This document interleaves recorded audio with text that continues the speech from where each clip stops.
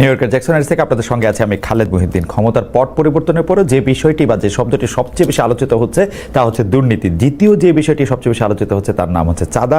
এই চাঁদাবাজি এবং দুর্নীতি আগের চেয়ে কমেছে কি বেড়েছে, বা নাকি মাত্রা অন্যদিকে গিয়েছে, নাকি ক্ষমতার ভরকেন্দ্র বেশি বলে চাঁদার পরিমাণও বহুমাত্রিক হয়েছে, তা নিয়ে চলছে নানা ধরনের আলোচনা। এইসব নিয়ে আলোচনা করার জন্য আজ আমাদের সঙ্গে রয়েছেন বিএনপির সাংগঠনিক সম্পাদক ব্যারিস্টার রুমিন ফারহানা। ব্যারিস্টার রুমিন ফারহানা আমাদের সাথে ব্রাহ্মণবাড়িয়া থেকে যুক্ত হচ্ছেন। ব্যারিস্টার ফারহানা, আপনাকে আমাদের অনুষ্ঠানে স্বাগত জানাই। আপনি আমাদের সাথে যুক্ত হয়েছেন সেজন্য আমাদের শুভেচ্ছা ও কৃতজ্ঞতা জানবেন। আমাদের সাথে আরও থাকছেন গণসংহতি আন্দোলনের প্রধান সমন্বয়কারী জোনায়েদ সাকি। সাকি ভাই, আপনাকে আমাদের অনুষ্ঠানে স্বাগত জানাই। আপনি আপনার ব্যস্ততার মধ্যে আমাদের সময় দিয়েছেন সেজন্য আমাদের শুভেচ্ছা ও কৃতজ্ঞতা জানবেন। সাকি ভাই, আমি আপনার কাছে আসছি, দুই তিনটি বিষয় আমাদের দর্শকরাও জানতে চেয়েছেন। এই এক বছরে আমার যে আগে প্রশ্ন ছিল যে আইন শৃঙ্খলা পরিস্থিতি এবং নিরাপত্তার খাতিরে, ন্যায় বিচারের খাতিরে আপনি আসলে কতটুকু কি দেখেছেন, শহীদদের তালিকা করার ক্ষেত্রেও কেন এই সরকার পুরোপুরি সাফল্যের পরিচয় দিতে পারল না, সেটা নিয়ে আপনি আগেও অনেকবার বলেছেন। আপনি যদি ন্যায় বিচারটার ক্ষেত্রে বা বিচারের ক্ষেত্রে আপনার কথাটা বলতেন, আর যে আজকে জুলাই ঘোষণাতে আপনি আসলে কি দেখলেন।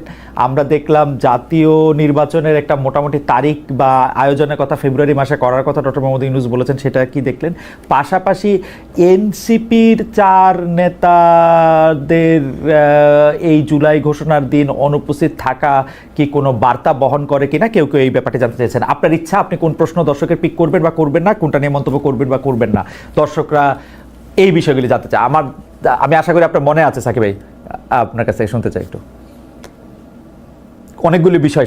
প্রথমত ঘোষণাপত্র একটা রাজনৈতিক দলিল, যেটার মধ্যে দিয়ে জুলাইয়ের যে অভ্যুত্থান তার প্রেক্ষাপট, তার কার্যকারণ সেটাকে হাজির করা হয়েছে, এবং অভ্যুত্থানের মধ্যে দিয়ে মানুষের কি কি আকাঙ্ক্ষা তৈরি হয়েছে এবং বাংলাদেশের ভবিষ্যৎ গতিমুখটা কোন দিকে হবে, অভ্যুত্থান কি নির্দেশনা দিচ্ছে, সেইটাকে লিপিবদ্ধ করার চেষ্টা করা হয়েছে। এটা আমাদের বলতে পারেন যে এই অভ্যুত্থানেরই একটা অর্জন। আগেই নির্বাচনের ইয়েটা হবে, নির্বাচন কমিশন হয়তো সুনির্দিষ্ট তারিখ দিবে, এইটা মোটামুটি ভাবে আমরা জানি। আজকে এটা আনুষ্ঠানিকভাবে বলা হলো, এবং এইটা যাতে আর কোনো আশঙ্কা সৃষ্টি না হয় সেটার জন্যই সরকার এবং অন্যান্য সংশ্লিষ্ট প্রতিষ্ঠানগুলো যাতে কাজ করে সেটার দিকে খুব মনোযোগ দেওয়া দরকার।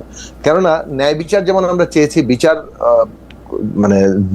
বিচারকে ত্বরান্বিত করা, বিচারকে দৃশ্যমান করা, বিচারকে সত্যিকার অর্থে মানুষের আস্থার জায়গায় নিয়ে আসা, সেটার জন্য তদন্ত,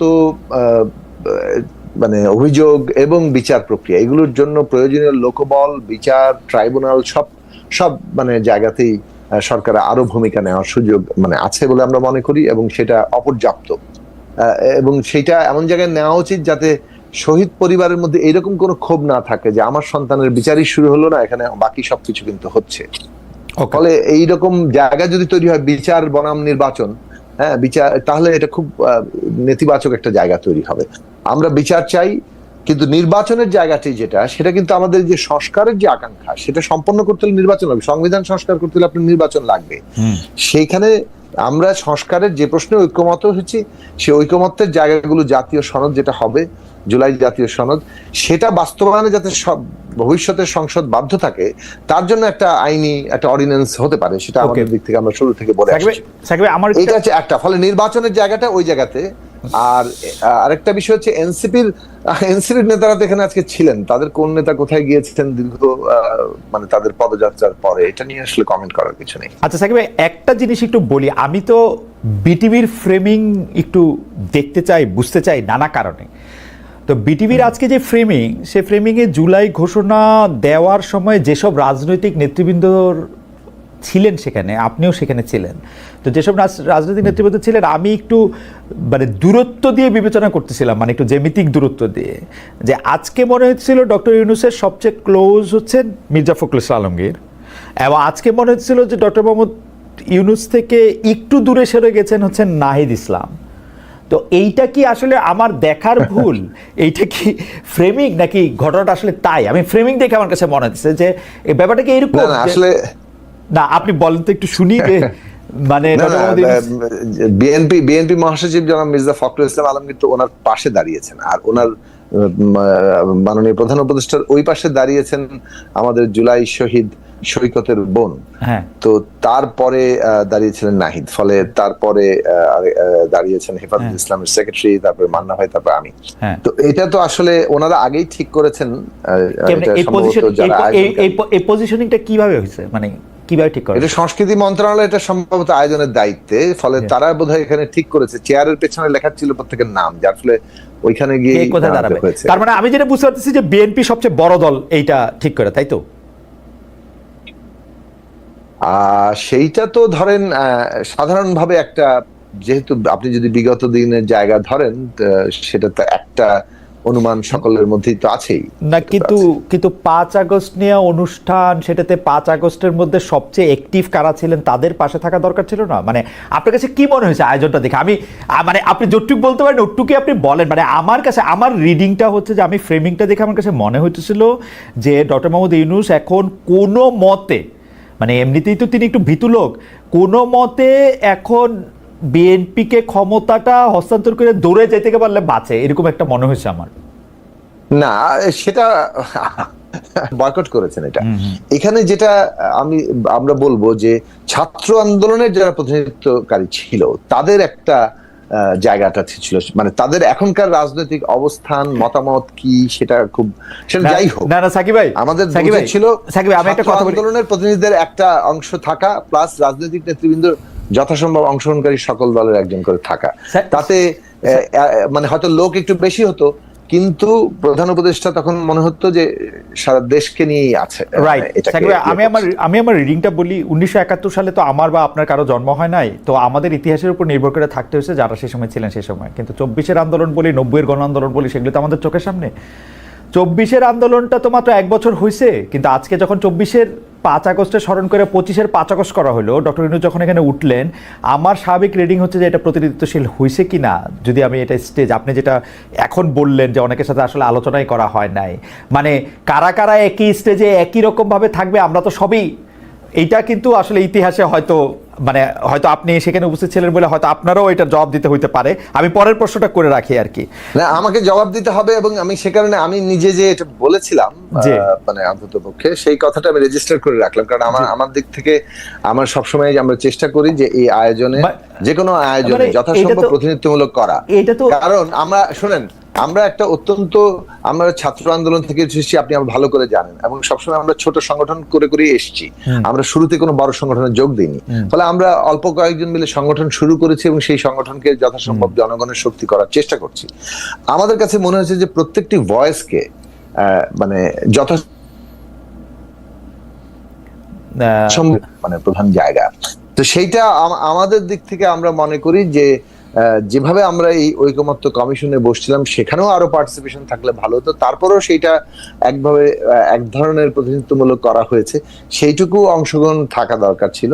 আর ছাত্রদের প্রতিনিধিত্বের জায়গাতে সমস্ত সমন্বয়ক প্লাস ছাত্র সংগঠনগুলোর নেতৃবৃন্দকে যথাসম্ভব ভাবে সেখানে দাওয়াত করা এবং তাদেরও একটা উপস্থিতির জায়গা দরকার ছিল, এমনকি শ্রেণী পেশার। কারণ এই শহীদদের তালিকায় তো আমাদের শ্রমজীবী, শ্রমিক, কিন্তু সাকিব ভাই, আমার খালি একটা আপত্তি যে মানে এইটা জোরে সোরে কেউ ধরায় দেয় না কেন এই সরকারের? নাকি এই সরকার যে একের পর এক এইগুলিকে আমি বড় শয়তানি বলি, যে শয়তানিগুলিকে দেখা যায় না, তো একের পর এক এগুলি যে করে, এগুলি ধরায় দেয় না কেন কেউ? মানে আশেপাশে কেউ নাই কারা? দেখুন, এই কথাগুলো যখন আমরা বলি, আমি এই বিষয়ে আমার সাথে আমি আসি আবার আপনার কাছে সাকিব ভাই, সাকিব ভাই এটা আসি আমার কাছে। আমার কিন্তু আলাদা একটা লাইন বলে এটা শেষ করে নেই। জি বলেন, 30 সেকেন্ডে বলেন। জি বলেন। অনেকগুলো ঘটনায় আমাকে একই কথা বলতে হয়েছে, অনেকগুলো ঘটনায়, এবং এটা হচ্ছে দৃষ্টিভঙ্গিগত পার্থক্য পরিষ্কার ভাবে আছে বলে আমি মনে করি। যে দৃষ্টিভঙ্গিগত পার্থক্য আছে, আমরা যেভাবে এই মানে সকলের অংশগ্রহণটাকে ইয়ে করতে চাই, আমরা দেখেছি যে যারা এটা সিদ্ধান্ত নিচ্ছেন তাদের মধ্যে ওয়েটেজ দেওয়া, মানে কে কত বড় কে সেটাকে অনেক আশ্চর্যজনক ভাবে, মানে এটা যদি একটা নির্বাচন কেন্দ্রিক একটা সভা হইতো আমি এটা মেনে নিতে পারতাম। বিএনপি সবচেয়ে বড় দল, বিএনপি আপনার ঠিক ডান পাশের ইয়াতে অবস্থান করবে, তার পাশে থাকবে জামায়াতে ইসলামী, আপনি পারলে তার মানে, কিন্তু আমি জানি না এই ফ্রেমিং নিয়ে আমার সারা জীবন মানে আমি আমার 2 সেন্ট দিয়ে রাখলাম। এইটা পরে আপনারা জবাব দেন সাকিব ভাই, আপনারা আরো নিশ্চয় বলতে পারবেন। আমি একটু শামীমা আপনার কাছে যেতে চাই। শামীমা আপা, আপনি যখন বলতেছিলেন যে নারীদের প্রতি 6 আগস্ট থেকেই আপনি লক্ষ্য করেছেন যে যেইভাবে আপনি বাংলাদেশটাকে আশা করেছিলেন সেই বাংলাদেশটা হয় নাই, আপনি সমানাধিকার ন্যায় বিচারের পাশাপাশি আপনি নারীদের প্রতি টার্গেটেড অন্যায়, অত্যাচার, জুলুমের কথা বলতেছিলেন, কিন্তু আমাদের দর্শকরা আপনাকে চ্যালেঞ্জ করেছেন নারীরা কোথায় এরকমভাবে পীড়িত হয়েছে, নারী স্বাধীনতা বলতে আপনি আসলে কি বুঝেন, আপনি আসলে নারীদেরকে কেমন দেখতে চেয়েছিলেন, ইত্যাদি ইত্যাদি। আমি যেই জরিপটার কথা বলেছিলাম সেই জরিপটাতে আমরা দর্শকদের কাছে জানতে চেয়েছিলাম যে নতুন বাংলাদেশের ইশতেহারে নতুন সংবিধান রচনার কথা নাকি সেটা আপনার কথার কথা। এবং আমাদের তো তাদেরকে দায়ী করতে হবে, কারণ তারা যখন কিছু করেন সেটা করা হয়, আমরা চাইলেই কিন্তু অনেক কিছু করা হয় না। আমরা হয়তো তাদেরকে সাহায্য করতে পারি, দাবি তুলতে পারি, আওয়াজ তুলতে পারি, তাদের সমর্থন যোগাতে পারি, কিন্তু কাজটা তো শেষ পর্যন্ত তাদের করতে হবে। আমি সংক্ষেপে কয়েকটা কথা বলি। প্রথমত, আমরা যে আশু কাজের কথা বলেছিলাম অর্থনীতির ক্ষেত্রে, হ্যাঁ, ব্যাংক এবং আর্থিক খাতের মধ্যে সরকারের অর্জন আছে, আমরা মনে করি তারা অন্তত লাইনে উঠাতে পেরেছেন। বিনিয়োগ, ব্যবসা বাণিজ্য, কর্মসংস্থান, এইসব ক্ষেত্রে আসলে এই ধরনের অন্তর্বর্তীকালীন কালে অবস্থা ঘুরে দাঁড়ানো খুব কঠিন। তারপরে তারা মানে জাস্ট ম্যানেজ করার চেষ্টা করছেন, ওই কারণে নির্বাচনের জায়গাগুলো ওই অর্থনৈতিক কারণে গুরুত্বপূর্ণ। যদি আসি যে ধরেন সংস্কারের প্রশ্নে, এই ক্ষেত্রে সরকার তুলনামূলকভাবে সফল, মানে সংস্কারের কমিশন করা, রিপোর্ট দেওয়া, ঐকমত্য কমিশন করা, সেটা নিয়ে সব দলের সাথে বসা, স্টেক হোল্ডারদের সাথে বসা এবং ন্যূনতম জাতীয় ঐকমত্য তৈরি করা, কারণ ওইটাই কিন্তু আমাদের মূল লক্ষ্যের জায়গা, ক্ষমতা কাঠামো, ক্ষমতা ব্যবস্থার বদল, সেই জায়গায় তারা করেছেন। এবং এখন হচ্ছে যে এই জাতীয় সনদটা কিভাবে বাস্তবায়ন হবে সে বিষয়ে একটা ঐকমত্য তৈরি করা, আগামী নির্বাচন হবে এবং সংসদটার ক্যারেক্টার কি হবে, এটা কি সংবিধান সংস্কার সভার নির্বাচন হবে, সংস্কার পরিষদ নির্বাচন হবে, নাকি এটা সাধারণ পার্লামেন্ট হবে, মানে কারণ সংস্কার বিষয়টা আমাদের ঐকমত্য, সে কারণে সংস্কার পরিষদের নির্বাচন হওয়া দরকার, না হলে জনগণের সম্মতি ছাড়া সংবিধান বদলালে ওটা হবে অ্যামেন্ডমেন্ট, সেটা কোর্ট যে কোনো সময় আবার বাতিলও করে দিতে পারে। কিন্তু গণপরিষদে যেভাবে জনগণ সংসদ একটা পার্লামেন্টকে সংবিধান তৈরির এখতিয়ার দেয়, আমরা বলছি যে যেহেতু এখন নতুন সংবিধান আমরা এজেন্ডা না, সকলের এজেন্ডা না, ঐকমত্য হচ্ছে সংস্কার, ফলে সংস্কার মৌলিকভাবে করতে গেলে এটাও জনগণের এখতিয়ার নিতে হবে এবং জনগণের এখতিয়ার দিবে আগামী পার্লামেন্টকে, যে এই পার্লামেন্ট এই বিদ্যমান সংবিধানের মৌলিক সংস্কার করতে পারবে। সে জন্ম নিচ্ছে এরকম একটা অনুভূতির জায়গায় নিয়ে যেতে। সাকিব, আমি মোটা দাগে সাকিব আপনার সাথে একটু আলোচনা অংশগ্রহণ করি বেয়াদবি না নিলে। সেইটা হইল যে এগুলিতে কোনো সংস্কারের দরকারও নাই। যেমন শেখ হাসিনার ক্ষেত্রে, আমি গণমাধ্যমের কথাটা প্রথম বলি, শেখ হাসিনার ক্ষেত্রে শেখ হাসিনা কুকিগত করে রাখছিল অনেকগুলি টেলিভিশন, সেগুলিকে কাউরে লোভ দেখায়, অনেকগুলি পত্রিকা সেগুলি কাউরে লোভ দেখায়, কাউরে ভয় দেখায়। কিন্তু এখন তো আপনি সরকারে আসেন, এখন আপনি কোনো পত্রিকাতে আপনার লোভও দেখানোর দরকার নেই, ভয়ও দেখানোর দরকার নেই, জনকণ্ঠ আপনার দখলও করার দরকার নেই, দখল মুক্তও করার দরকার নেই। আপনি বিটিভিটারে আপনি স্বাধীন করে আপনি দেখান, বিএসএসটারে আপনি স্বাধীন করে দেখান, বিটিভির খবর আপনি ডক্টর মোহাম্মদ ইউনূস আজকে বলেছেন এই কথা না দিয়ে আপনি দেখান, তাহলেই তো হয়। এটাতে আপনার কোনো সংস্কারই করা দরকার নাই। আপনি একজন হেড অফ নিউজ বিটিভিতে নিয়োগ দেন, যে একটা খবর দিবে, যে এই খবরটা ডক্টর মোহাম্মদ ইউনূস ছাড়া অন্য কিছু দিয়ে শুরু হবে। তা আপনি তো শেখ হাসিনার স্কুলের দেখুন, বিএনপি ভোটের রাজনীতি করে, আওয়ামী লীগও ভোটের রাজনীতি করে। বাংলাদেশে এই ভোটের রাজনীতিতে, বাংলাদেশে নয় মানে সারা বিশ্বব্যাপী ভোটের রাজনীতিতে জোট একটা খুবই কমন একটা ফেনোমেনা, এবং সেই জোট গঠন আওয়ামী লীগও যেমন এক সময়ে জামাতের সঙ্গে যুগপৎ আন্দোলন করেছে, বিএনপিও সেভাবে জামাতের সঙ্গে 2001 সালে গিয়ে জোট করেছে। কিন্তু গত 15 বছর আমরা যেভাবে মুক্তিযুদ্ধের ইতিহাস বিকৃতি, সকল কৃতিত্ব একজনের হাতে দিয়ে দেওয়া, মুক্তিযোদ্ধার তালিকার মধ্যে হাজারে হাজারে ভুয়া মুক্তিযোদ্ধা ঢোকানো, কিংবা ধরুন একেবারে legal frame, digital security act করে দিয়ে মুক্তিযুদ্ধের ব্যাপারে কি বড় করা হয়েছে। বিএনপি কিন্তু 3 বার রাষ্ট্র পরিচালনার দায়িত্বে ছিল অতীতে, কিন্তু কখনো কিন্তু আমরা তেমনটি ঘটতে দেখি নাই। হ্যাঁ, আমি অস্বীকার করবার কোনো উপায় নাই, বিএনপি জামাতের সঙ্গে জোটের রাজনীতি করেছে, বিএনপি নিজামী গাড়িতে পতাকা তুলে দিয়েছে, মন্ত্রিত্ব দিয়েছে, এগুলো অস্বীকার করবার কিছু নেই, এগুলো ইতিহাস, এগুলো আমরা সকলেই জানি। তবে বাংলাদেশের রাজাকারের গাড়িতে প্রথম পতাকা আওয়ামী লীগ কিন্তু যখন তারা ক্ষমতায় এসেছিল 96 সালে, তখন কিন্তু তারা তুলে দিয়েছিল নুরু রাজাকারের গাড়িতে, আমার যদি নামটা যদি ভুল না করে থাকি, হ্যাঁ, তো তারা তুলে দিয়েছিল। সো একটা বিষয় বলেন। না, আমি কিছু বলতে চাইতেছি না, আমি শুধু মনে করাই দিতে চাচ্ছি যে মানে আমি এটা আওয়ামী লীগের আমলে বিএনপি নেতৃবৃন্দকে খুব বলতাম, আওয়ামী লীগের নেতৃবৃন্দকে খুব বলতাম, কিছু হলে বিএনপি জামাতের দোষ দিত, তো তা আমি ওদেরকে মনে করাই দিতাম যে ভাই আপনি তো দল করেন আওয়ামী লীগ, বিএনপি জামাত কি করলো সেটার অনুসরণ কেন করেন? না না, আমি জাস্ট এটুকুই বলতে চাইছি যে দুটো দলই কিন্তু ভোটের রাজনীতিতে জোট করেছে, বিভিন্ন সময় বিভিন্ন দলের সঙ্গে জোট করেছে। আমি আজকে একটা খবরের দিকে আপনার একটু দৃষ্টি আকর্ষণ করি। বাংলা আত্তরের ইতিহাস পরিবর্তনের উদ্যোগ ইউনূস সরকারের, isn't it a very alarming news? এবং সেই নিউজটার ভেতরে যখন আপনি ঢুকবেন আপনি দেখবেন সেখানে বলা হচ্ছে জামাতে ইসলামী আরো দুটো দল, হ্যাঁ, এই দুটো দল ইসলামপন্থী, তাদের ব্যাপারে ৭১-এর এই দল তিনটার নাম বাদ দিতে হবে ইতিহাস থেকে।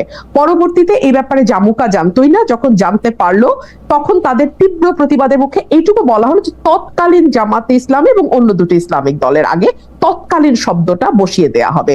তো আমি মাত্র কিছুক্ষণ আগে আমি নিউজটা দেখেছি, সো আমি আসলে পুরোটা পড়তে পারিনি। এই নিউজটার ভেতরে খুব পরিষ্কার বলে দেওয়া আছে যে মুক্তিযুদ্ধের ইতিহাস থেকে কিভাবে জামাতকে এবং জামাতের অ্যালাইড যে পলিটিক্যাল পার্টিগুলো ছিল সেই সময় তাদেরকে বাদ দেবার একটি চেষ্টা আমরা লক্ষ্য করছি। আপনি দেখুন এই সরকারের আগে যে সরকারটি ছিল ইমিডিয়েটলি বিফোর আওয়ামী লীগের যে সরকার, তাদের ব্যাপারে আমি সংসদে দাঁড়িয়ে একবার বলেছিলাম যে বাংলাদেশের ইতিহাসে এত বেশি মুক্তিযুদ্ধের বিপক্ষের কোন শক্তি আওয়ামী লীগের মতন কোনোদিন ক্ষমতায় আসে নাই। বিকজ আওয়ামী লীগ যেটা করেছে, বাংলাদেশের মুক্তিযুদ্ধের যে মূল স্পিরিট, সাম্য, মানবিক মর্যাদা, সামাজিক ন্যায় বিচার এবং গণতন্ত্র, এই প্রতিটা জিনিসকে গত ১৫ বছরে তারা ধ্বংস করে দিয়েছে। আমি একটু আপনার সাথে শামিল হই এই ব্যাপারে, আমি আপনার সাথে সম্পূর্ণ একমত। আওয়ামী লীগ সবচেয়ে বেশি মুক্তিযুদ্ধের যে স্পিরিটটার কথা তারা বলেছে তার বিপক্ষে তার প্রতিটা অবস্থা ছিল, কি বলে, প্রাতিষ্ঠানিক মানে প্রতিষ্ঠানগুলিকে ধ্বংস করা থেকে শুরু করে গণতন্ত্রকে বজায় না রাখা, মানে সমাজতন্ত্র নিশ্চিত না করা, ধর্মনিরপেক্ষতা, জাতীয়তাবাদের ক্ষেত্রেও তারা 10-0 পেয়েছে। একদম। কিন্তু আপনি যদি একটু বিএনপি রাজনীতিটা যদি একটু বলেন একটু সুবিধা। দেখুন, বিএনপির হাত ধরে কিন্তু এই যে চতুর্থ সংশোধনী, যেটা বাংলাদেশের সংবিধানের মূল স্পিরিটটাকে নষ্ট করে দেয়, একদলীয় শাসন ব্যবস্থার দিকে নিয়ে যায়, আজীবন রাষ্ট্রপতি ঘোষণা করার দিকে নিয়ে যায়, সেই জায়গা থেকে বাংলাদেশকে মুক্ত কিন্তু বিএনপি করেছে। বাংলাদেশের সংসদীয় গণতন্ত্র সেটাও বিএনপির হাত ধরে এসছে। আমি একবারও বলছি না যে বিএনপির শাসনামলে বাংলাদেশ বেহেশত ছিল, বাট তারপরেও তো রাজনীতির আলোচনা তুলনামূলকের ভিত্তিতেই হয় সব সময়। সো অন্য যে পলিটিক্যাল পার্টিগুলো ক্ষমতায় ছিল তার চেয়ে বিএনপির পারফরমেন্সের দিক থেকে যদি আপনি হিসাব করেন, কোনো দল পারফেক্ট না, কিন্তু তারপরেও যদি আপনি তুলনামূলক একটি চিত্র করেন, তাহলে বিএনপির সঙ্গে আমি খুবই বিনীতভাবে বলি অন্য কোনো রাজনৈতিক দলের কোনো তুলনাই হয় না। আপনি দেখুন, বিএনপি ৩১ দফা দেওয়ার আগে ভিশন 2030 দিয়েছিল, সেটা দিয়েছিল 2016 সালে দেশনেত্রী বেগম খালেদা জিয়া। খুব ইন্টারেস্টিং, বিএনপি অনেকগুলি সংস্কার প্রস্তাব করেছে, ৩১ দফা খুব ভালো, কিন্তু যেই বিএনপি বুঝতে পেরেছে তারা ক্ষমতার খুব কাছাকাছি এসছে, তখন সকল ধরনের সংস্কারের বিপক্ষে তারা একটা দাঁড়িয়ে গেছে, কারণ তারা বুঝতে পারতেছে যে তাদেরকে আওয়ামী লীগের মতো করেই দেশ শাসন করতে হবে, তাদেরকে আরেকজন মানে আমি কি বলবো, মানে শেখ হাসিনাকে আদর্শ মেনেই প্রধানমন্ত্রী হইতে হবে। একদম না খালেদ ভাই, আমি আপনাকে খুবই বিনীতভাবে আমি আপনার সঙ্গে ডিফার করছি। আপনি একটু সময় দেন, আমি বলি কেন ডিফার করছি।